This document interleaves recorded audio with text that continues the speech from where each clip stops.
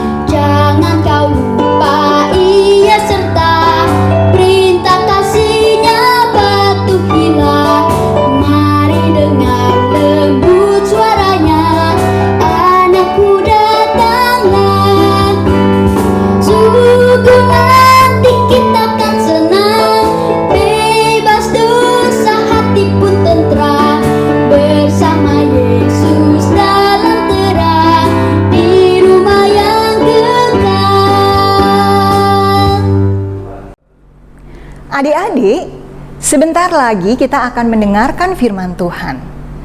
Tema kebaktian hari ini adalah Tuhan memanggil murid-muridnya dan membuat mujizat. Adik-adik tentu tahu, ada berapa sih murid Tuhan Yesus? Ayo jawab dong Kak Ika.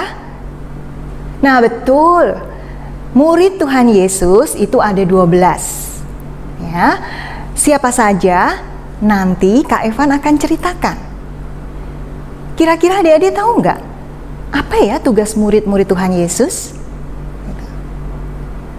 Adik-adik, murid Tuhan Yesus itu tentu yang sudah Tuhan pilih ya, untuk menjadi pembawa kabar baik di dunia ini.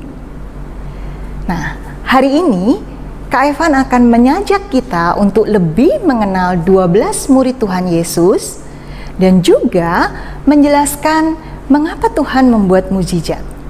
Sepertinya bakal seru nih ya.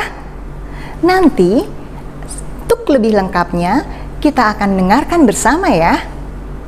Nah, sebelum kita mendengarkan firman Tuhan, mari kita angkat satu pujian, Firman-Mu kupegang selalu.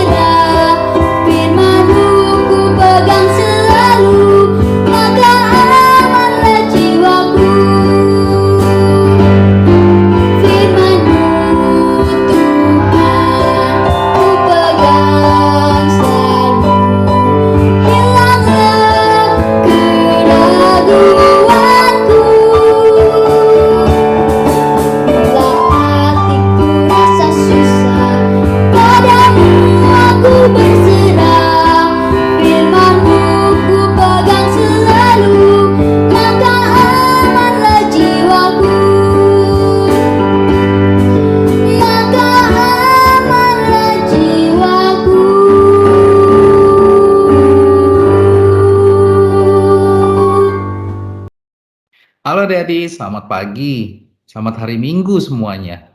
Bagaimana kabar adik-adik semuanya? Kakak berharap kita semua dalam keadaan baik ya adik-adik. Nah adik-adik, kita akan mendengarkan firman Tuhan. Mari kita siapkan Alkitab kita. Dan sebelumnya, sebelum kita memulai, mari adik-adik kita berdoa. Mari kita berdoa.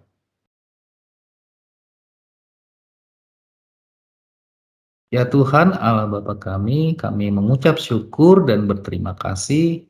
Saat ini kami akan mendengarkan sebagian dari firman-Mu. Berkatilah adik-adik dimanapun mereka berada ya Tuhan, juga hamba-Mu yang akan menyampaikan. Kiranya apa yang hamba-Mu perkatakan, semuanya itu demi kemuliaan nama-Mu saja ya Tuhan. Bimbing kami ya Tuhan dengan Roh Kudus-Mu, sehingga kami dapat mengerti pelajaran yang akan kami pelajari. Terpujilah nama-Mu ya Tuhan Yesus. Hanya dalam nama Tuhan Yesus kami berdoa dan mengucap syukur. Haleluya. Amin. Nah, adik-adik, minggu lalu kita sudah belajar tentang Yesus dibaptis dan dicobai. Adik-adik belajar tentang Yesus yang taat kepada Allah dan dibaptis walaupun tidak berdosa. Dan juga adik-adik belajar tentang Yesus yang menjadi teladan buat kita untuk melawan sikap-sikap kita yang egois. Tuhan Yesus juga mengajarkan kita bagaimana caranya melawan pencobaan iblis dengan firman Tuhan. Nah, adik-adik, kita akan melanjutkan pelajaran kita. Saat ini kita akan belajar tentang Yesus yang memanggil murid-murid dan membuat mukjizat. Mari adik-adik, kita dengarkan pembacaan Alkitab kita yang akan dibantu oleh Kak Angel. Silahkan Kak Angel. Markus 3 ayat 13-19. Kemudian naiklah Yesus ke atas bukit. Ia memanggil orang-orang yang dikehendakinya dan mereka pun datang kepadanya. Ia menetapkan 12 orang untuk menyertai dia dan untuk diutusnya memberitakan Injil dan diberinya kuasa untuk mengusir setan. Ke-12 orang yang ditetapkannya itu ialah Simon yang diberinya nama Petrus, Yakobus anak Zebedeus, dan Yohanes saudara Yakobus, yang keduanya diberinya nama Boanerges, yang berarti anak-anak guru. Selanjutnya Andreas, Filipus, Bartolomeus, Matius, Thomas, Yakobus anak Alfeus, Tadeus, Simon orang Zelot, dan Yudas Iskariot yang mengkhianati dia. Yohanes 20 ayat 30-31. Memang masih banyak tanda lain yang dibuat Yesus di depan mata murid-muridnya yang tidak tercatat dalam kitab ini. Tetapi semua yang tercantum di sini telah dicatat, supaya kamu percaya bahwa Yesuslah Mesias, Anak Allah, dan supaya kamu oleh imanmu memperoleh hidup dalam namanya. Terima kasih Kak Angel. Nah, adik-adik, dari bacaan yang kita baca, kita tahu ya adik-adik, ada 12 murid Yesus. Yesus memanggil 12 orang untuk menjadi murid-muridnya dan menyebut mereka sebagai para rasul. Siapa saja ya murid-murid Tuhan Yesus adik-adik? Ke-12 murid Yesus dari bacaan kita yaitu Simon yang diberi nama oleh Tuhan Yesus Petrus. Kemudian Yakobus anak Zebedeus dan Yohanes saudara Yakobus. Kedua murid ini diberi nama Boanerges oleh Tuhan Yesus, yang berarti anak-anak guru, karena mereka sangat bersemangat dan berani mengungkapkan pikiran-pikirannya di tengah orang Yahudi saat itu. Selanjutnya murid Tuhan Yesus Andreas, Filipus, Bartolomeus, Matius, Thomas, Yakobus anak Alfeus, Tadeus, Simon orang Zelot, dan yang terakhir adalah Yudas Iskariot. Tentunya adik-adik kita tahu ya adik-adik, Yudas Iskariot akan mengkhianati Tuhan Yesus nantinya. Tuhan Yesus memberikan jabatan khusus kepada ke-12 orang ini. Jabatan apa ya adik-adik? Nah, menurut Markus 3 ayat 14, Tuhan Yesus memberikan jabatan sebagai rasul. Kira-kira apa ya adik-adik arti dari murid dan rasul? Adik-adik, pada saat itu banyak yang menjadi murid Yesus. Seorang murid adalah siapa saja yang menjadi pengikut Kristus atau orang yang percaya kepada Kristus, yang belajar sebagaimana seorang murid dan gurunya. Dan seorang rasul adalah dia yang diutus pergi dengan sebuah pesan atau tugas khusus untuk dilakukan. Jadi, Yesus telah memanggil ke-12 murid-muridnya. Tuhan Yesus melatih murid-murid ini dan mengutus mereka sebagai rasul. Utusannya yang dengan otoritas Allah pergi untuk memberitakan kabar baik tentang Yesus dan melakukan mukjizat. Adik-adik, ada banyak murid yang lain, tapi hanya 12 rasul ketika Yesus pertama kali memanggil mereka. Para rasul ini juga disebut sebagai para murid. Nah, Tuhan Yesus meminta kepada para murid untuk mengikuti Dia. Ke-12 murid ini adalah orang-orang dari latar belakang yang berbeda-beda. Mereka meninggalkan segala sesuatu untuk mengikuti Yesus. Itulah adik-adik harga yang harus mereka bayar. Mereka hidup dan bepergian dengan Yesus kemanapun Tuhan Yesus pergi. Mereka makan bersama-sama dengan Dia dan mengamati sikap dan perbuatan Yesus sepanjang hari. Mereka mendengarkan Tuhan Yesus mengajar dan melihat Tuhan Yesus melakukan mukjizat. Tuhan Yesus adik-adik banyak melakukan mukjizat. Keempat Injil menceritakan berbagai mukjizat yang Tuhan Yesus lakukan. Injil Yohanes menyebutnya sebagai tanda-tanda ajaib. Tentu saja adik-adik dan kakak belum lahir ya adik-adik ketika Tuhan Yesus melakukan mukjizat-mukjizat itu. Nah adik-adik kita dapat membacanya di dalam firman Tuhan dan tentunya adik-adik mukjizat-mukjizat tersebut menguatkan kita dalam iman. Nah, jadi Injil juga memberitahukan kepada kita tentang 4 jenis mukjizat yang Tuhan Yesus lakukan.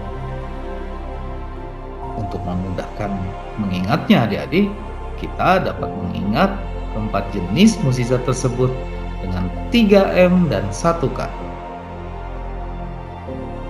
M yang pertama, mengusir iblis. M yang kedua, menyembuhkan orang sakit. M yang ketiga, membangkitkan orang mati. Dan yang terakhir K, kuasa atas Allah. Mari adik-adik kita pelajari satu persatu. M yang pertama, mengusir iblis. Jadi kita dapat membaca mukjizat Tuhan Yesus yang mengusir iblis pada kitab Markus 1 ayatnya yang ke-21 sampai dengan 28. Jadi Tuhan Yesus mengusir keluar roh jahat. Tuhan Yesus mengajar dengan otoritas atau kuasa sebagai anak Allah. Dan hanya Tuhan Yesus yang memiliki kuasa untuk mengatasi kejahatan. Orang-orang saat itu sungguh takjub akan pengajaran dan kuasanya atas roh-roh jahat itu. Nah, M yang kedua, menyembuhkan orang sakit. Jadi kita dapat membaca mukjizat Tuhan Yesus yang menyembuhkan orang sakit pada kitab Yohanes 4 ayatnya yang ke-43 sampai dengan 54. Jadi Tuhan Yesus menyembuhkan anak seorang pegawai istana. Tuhan Yesus memiliki kuasa untuk menyembuhkan penyakit dan memberi kehidupan. Dan pegawai istana dan seluruh keluarganya itu percaya kepada Sang Juru Selamat. Banyak adik-adik orang yang datang kepada Yesus hanya untuk melihat Dia melakukan tanda-tanda dan keajaiban-keajaiban saja. Tetapi adik-adik, pegawai istana ini datang kepada Yesus di dalam imannya. Dia percaya bahwa anaknya masih hidup ketika Tuhan Yesus mengatakan bahwa anaknya itu masih hidup, adik-adik. Nah, M yang ketiga, membangkitkan orang mati. Jadi kita dapat baca mukjizat Tuhan Yesus yang membangkitkan orang mati pada kitab Matius 9 ayatnya yang ke-18 sampai dengan 26. Adik-adik, Tuhan Yesus menyembuhkan seorang perempuan yang sakit pendarahan dan membangkitkan anak perempuan kepala seorang rumah ibadat, yaitu Bapak Yairus. Jadi hal ini menunjukkan kuasa Yesus untuk mendirikan kerajaannya. Perempuan dan anak Yairus tersebut percaya kepada Sang Juru Selamat. Jika kita perhatikan adik-adik, banyak orang yang gaduh tidak percaya bahwa anak perempuan tersebut dapat dibangkitkan dan hidup kembali. Namun adik-adik, ketika anak perempuan itu bangun dan berjalan, kabar tentang mukjizat itu tersiar ke seluruh negeri. Dan yang terakhir adik-adik, K, yaitu kuasa atas alam. Adik-adik, kita dapat membaca mukjizat Tuhan Yesus yang memiliki kuasa atas alam semesta ini pada kitab Lukas 8 ayatnya yang ke-22 sampai dengan 25. Adik-adik, Tuhan Yesus meredakan angin ribut. Allah, Juru Selamat umatnya. Juru Selamat umatnya itu menyatakan kuasa ilahinya ketika Dia menyelamatkan bangsa Israel dari Firaun di dalam perjanjian lama dengan mengirim 10 tulah dan membelah Laut Merah. Dan dengan cara yang sama adik-adik, Tuhan Yesus menunjukkan kuasa ilahinya atas angin ribut dan gelombang dengan menyelamatkan murid-muridnya dari kapal yang karam. Nah, adik-adik, para murid berpaling kepada Yesus, memohon pertolongan. Mereka ketakutan, sekaligus takjub ketika Yesus sungguh-sungguh menenangkan angin ribut dan gelombang itu. Sekalipun mereka adalah para pengikut Yesus yang terdekat, mereka tidak selalu merespon di dalam iman, adik-adik. Namun adik-adik, Tuhan Yesus tetap menunjukkan siapa Dia dan tetap mengajar mereka apa artinya bertumbuh dalam iman percaya kepadanya, yaitu Sang Juru Selamat mereka. Nah, adik-adik, apakah Injil mencatat setiap mukjizat Tuhan Yesus? Tentunya tidak ya adik-adik. Tidak semuanya. Adik-adik, coba kita baca apa yang dikatakan Injil tentang mukjizat Tuhan Yesus pada kitab Yohanes 20 ayatnya yang ke-30 sampai dengan 31.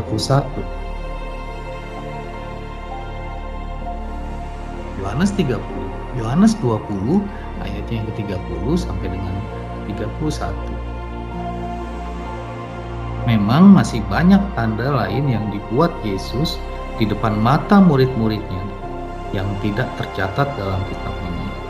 Tetapi semua yang tercantum di sini telah dicatat supaya kamu percaya bahwa Yesuslah Mesias, Anak Allah, dan supaya kamu oleh imanmu memperoleh hidup dalam namanya.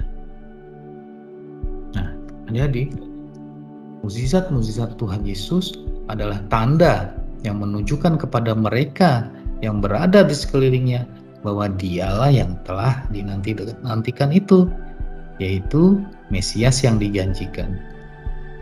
Jadi mukjizat itu sebagai tanda Anak Allah yang menjadi manusia untuk menyelamatkan umatnya dari dosa-dosa. Tuhan Yesus melakukan tanda-tanda yang hanya dapat dilakukan oleh Allah saja. Nah, jadi mujizat-mujizat Yesus juga menunjukkan kasih dan kepeduliannya bagi mereka yang membutuhkan, dan sekaligus menunjukkan bagaimana keselamatan yang daripadanya dapat mengatasi kutukan dosa dan berbagai macam akibatnya bagi dunia. Nah, jadi tidak semua orang percaya kepada Yesus sebagai juru selamat yang dijanjikan ketika mereka melihat Dia. Berapa orang hanya menginginkan Dia melakukan mukjizat sehingga mereka dapat kagum akan mukjizat itu sendiri. Yang lainnya merasa takut. Beberapa orang menginginkan Dia pergi dan bahkan merespon dengan marah. Yang lainnya lagi takjub akan kuasa dan otoritas Allah. Mereka percaya bahwa Yesus adalah anak Allah, juru selamat yang datang untuk menyelamatkan umatnya dari dosa-dosa mereka dan memberi mereka hidup yang kekal. Nah, adik-adik, sebagai kesimpulan kita dapat mencatat yang pertama bahwa mukjizat-mukjizat Tuhan Yesus mengarahkan kita kepadanya sebagai juru selamat dan kepada kuasanya untuk menyelamatkan kita. Adik-adik, memang pada saat Tuhan Yesus ada bersama manusia, Tuhan telah melakukan banyak mukjizat. Melalui mukjizat yang Tuhan Yesus kerjakan menunjukkan betapa besar kuasa Tuhan Allah kita. Nah, adik-adik, bagi kita yang hidup sekarang ini, kita dapat memaknai bahwa hidup kita yang kita jalani sekarang ini adalah mukjizat Tuhan. Tuhan selalu mengasihi dan menyelamatkan kita bagi setiap kita yang percaya kepadanya. Yang kedua, adik-adik, percaya kepada Yesus berarti beriman kepadanya dan mengikut Dia. Kita dapat mengikut Yesus dalam setiap aktivitas kita sehari-hari, baik di rumah, sekolah, maupun gereja, dimanapun kita berada, adik-adik. Kita dapat bertumbuh dalam mengikut Tuhan Yesus dengan cara turut serta dalam kebaktian, mendengarkan dan melakukan firman Tuhan, berdoa mengaku dosa kita, dan meminta kepada Allah. Hati yang rindu untuk tetap percaya dan taat kepadanya. Adik-adik juga mau menaati orang tua dan guru dengan sikap yang penuh hormat. Dan adik-adik juga dapat bertumbuh dalam mengikut Yesus dengan cara melakukan pekerjaan rumah sehari-hari, tugas sekolah, dan tugas lainnya dengan penuh tanggung jawab. Nah, adik-adik, sebelum mengakhiri pembelajaran kita, mari adik-adik kita baca ayat hafalan kita yang terambil dari kitab Yohanes 1 ayatnya yang ke-6 sampai dengan ke-7. Yohanes 1 ayat yang ke-6 sampai dengan ke-7. Datanglah seorang yang diutus Allah, namanya Yohanes.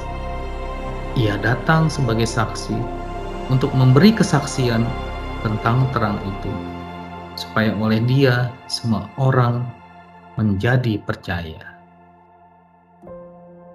Amin. Nah, adik-adik, mari kita tutup pembelajaran kita dengan doa. Ya Tuhan Allah Bapa kami mengucap syukur karena Engkau telah mengajar kami tentang kekuasaan, kemuliaan, dan keselamatan melalui mukjizat-mukjizat yang telah Engkau lakukan. Terima kasih ya Tuhan. Dan tolonglah kami ya Tuhan, agar kami dapat terus bertumbuh dalam mempercayai dan mengikuti-Mu ya Tuhan Yesus. Terima kasih ya Tuhan, hanya di dalam nama Tuhan Yesus kami berdoa dan mengucap syukur. Amin. Bagaimana firman Tuhan yang sudah adik-adik dengar? Nah adik-adik, setelah kita mendengarkan firman Tuhan, kita mau naikkan doa syafaat yang akan dibawakan oleh teman-teman kalian. Teman-teman, mari kita berdoa. Terima kasih Tuhan Yesus, pada hari ini kita masih diberi kesempatan untuk beribadah online. Biarpun ibadah kita masih online, kita akan tetap rajin beribadah. Tuhan memberi kelancaran untuk persiapan ibadah online sehingga kita tetap bisa beribadah.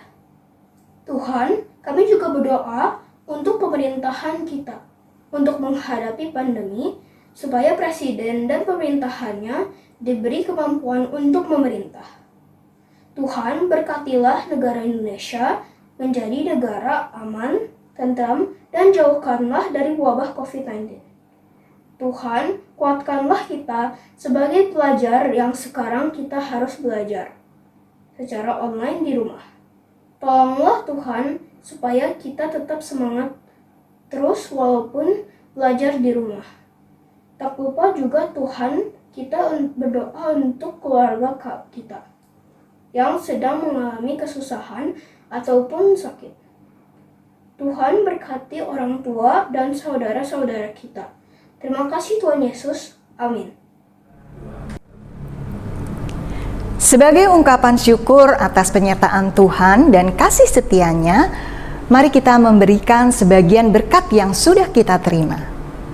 Dasar persembahan hari ini diambil dari 2 Korintus 9 ayatnya yang ke-7. Hendaklah masing-masing memberikan menurut kerelaan hatinya, jangan dengan sedih hati atau karena paksaan. Sebab Allah mengasihi orang yang memberi dengan sukacita. Nah, adik-adik bisa memasukkan persembahan ke dalam amplop untuk dibawa ke gereja setelah kita kebaktian onsite. Atau bisa juga melakukan transfer ke rekening sebagai berikut. Adik-adik bisa juga dengan scan barcode berikut. Oke, nah mari kita mengumpulkan persembahan kita dan diiringi satu pujian dari PKJ 147, Di Sini Aku Bawa, bait yang kedua dan yang ketiga.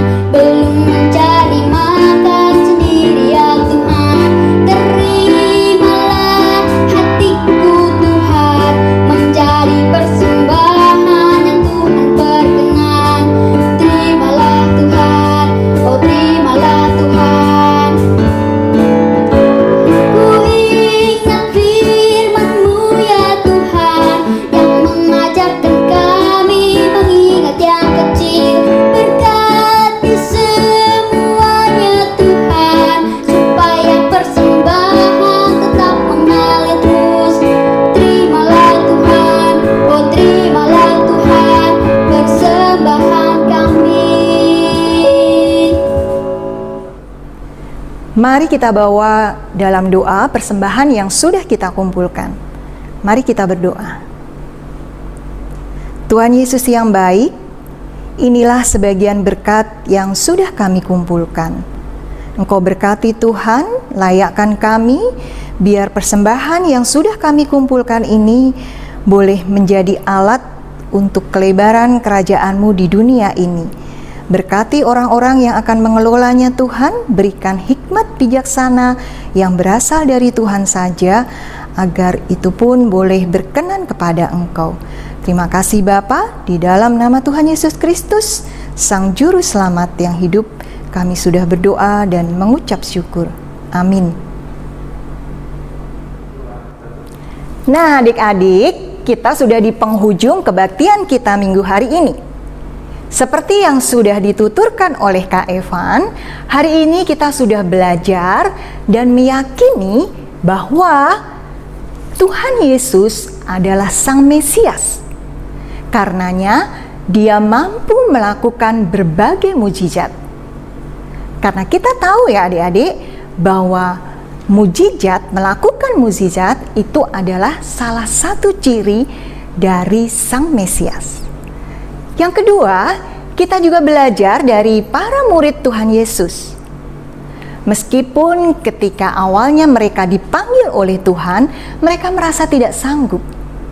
Tetapi mereka yakin ketika Tuhan sudah panggil, maka Tuhan juga yang akan memperlengkapi dan memampukan mereka untuk menjadi pembawa kabar baik. Itu tentu Tuhan tidak akan salah pilih. Ya. Jika begitu adik-adik, marilah kita juga belajar untuk bisa menjadi pembawa kabar baik di dunia ini. Teruslah bertekun dan hidup seturut dengan firman Tuhan. Mari sambil bangkit berdiri kita naikkan satu pujian Tuhan mengutus kita dari PKJ 185 bait yang ke-1 dan yang ketiga.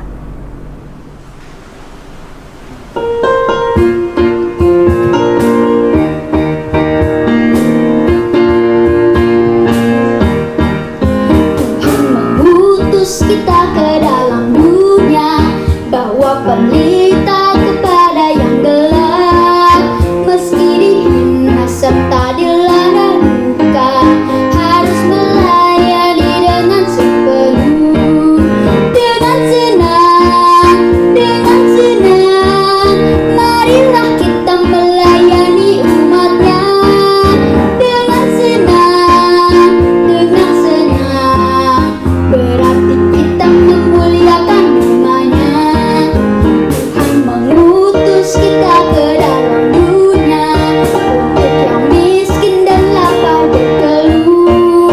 Meski dihina serta dilanda duka, harus melayani dengan sepenuh. Dengan senang, marilah kita melayani umatnya. Dengan senang, berarti kita memuliakan namanya. Adik-adik, mari kita akhiri kebaktian kita ini dengan menaikkan doa penutup. Mari kita berdoa. Tuhan Yesus yang baik, terima kasih Tuhan, kami sudah boleh mengakhiri kebaktian kita pada pagi hari ini. Terima kasih untuk firman yang sudah kami dengar. Biar firman ini boleh menjadi penuntun kami dalam melakukan kehidupan kami sehari-hari. Engkau yang memampukan kami Tuhan untuk meyakini terus bahwa Tuhanlah Sang Mesias, Sang Juru Selamat bagi kami di dunia ini, sehingga kami boleh terus bertekun di dalam Tuhan. Terima kasih Bapa, kami naikkan doa ini dalam nama Tuhan Yesus Kristus yang sudah mengajar kami berdoa. Bapa kami dalam surga, dikuduskanlah namamu, datanglah kerajaanmu, jadilah kehendak-mu di bumi seperti di surga. Berilah kami pada hari ini makanan kami yang secukupnya, dan ampunilah segala kesalahan kami, seperti kami juga mengampuni orang yang bersalah pada kami. Dan janganlah membawa kami dalam pencobaan, tetapi lepaskanlah kami dari yang jahat. Karena Engkaulah yang punya kerajaan, dan kuasa, dan kemuliaan sampai selama-lamanya. Amin. Bapa, terima kasih.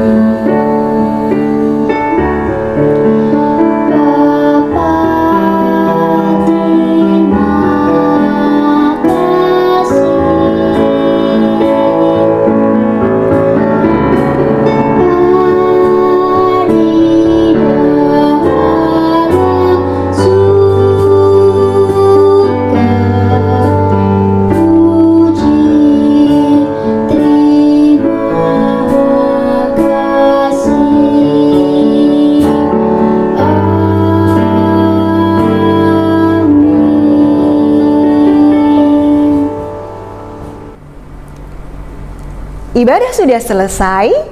Selamat hari Minggu adik-adik. Sampai ketemu lagi minggu depan. Selamat hari Minggu. Tuhan Yesus memberkati kita semua. Shalom.